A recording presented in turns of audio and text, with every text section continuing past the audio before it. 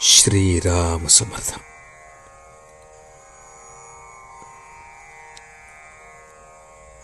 नाम व इतर साधने.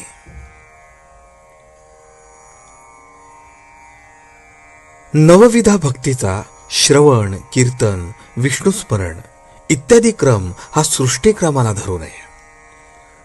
मनुष्य प्राणी जन्माला आला की शिकायला सुरुवात करतो ती श्रवणापासूनच.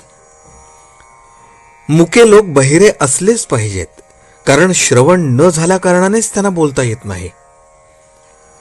मनुष्य प्राणी ज्या देशात जन्माला येतो त्या देशाची भाषा बोलतो. म्हणून श्रवणानंतर कीर्तन म्हणजे बोलणे आणि बोलणे झाल्यानंतर कृती म्हणजे नामस्मरण असा स्वाभाविक क्रम लागतो. नामस्मरण होऊ लागले की आपले काम झाले, कारण पुढल्या सर्व भक्ती नामस्मरणात येतात. त्यांच्याकरता निराळी खटपट करण्याचे कारण नाही. एका इस्माला दुसऱ्या एकाला भेटण्यासाठी 9 मैल अंतरावर असलेल्या ठिकाणी जायचे होते, म्हणून तो घरातून निघाला. पण 3 मैल चालून गेल्यावर ज्याला भेटायचे होते तोच मनुष्य त्याला भेटला.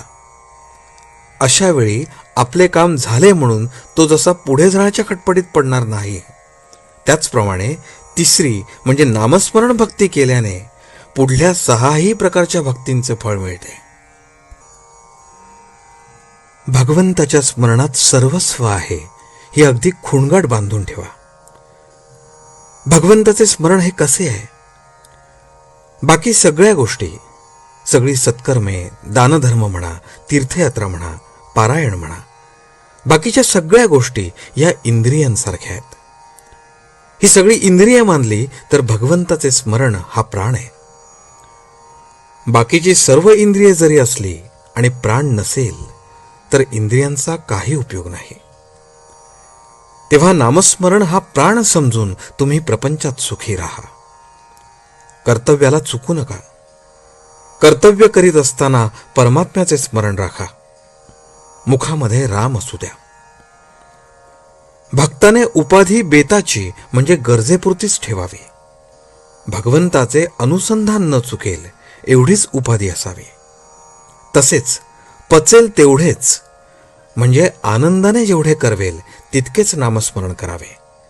ते कष्टाने करू नये, कारण त्यापासून आनंद होणार नाही.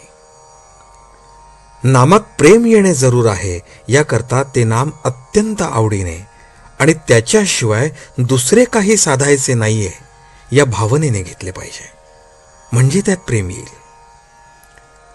नामात प्रेम येणे ही फार उच्च कोटीची स्थिती आहे. ती अगदी सहजासहजी प्राप्त होणारी नाही. म्हणून यातले मर्म ओळखून योग्य तऱ्हेने आणि चिकाटीने सतत नामस्मरणाचा अभ्यास ठेवणे जरूर आहे.